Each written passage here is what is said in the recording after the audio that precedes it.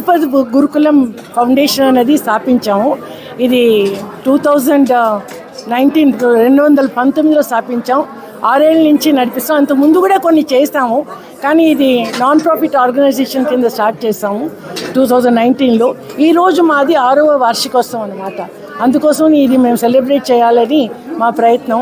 మా ముఖ్య ఉద్దేశం ఏంటంటే ద్రుపద్ని ప్రచారంలోకి తీసుకురావాలని చెప్పేసి అన్నమాట. ఇప్పుడు మన హైదరాబాద్లో ఇంకా ఎక్కువ మందికి తెలియదు ద్రుపద్, ఇంకా దేశ విదేశాల్లో కూడా చేయాలని మా ఉద్దేశము.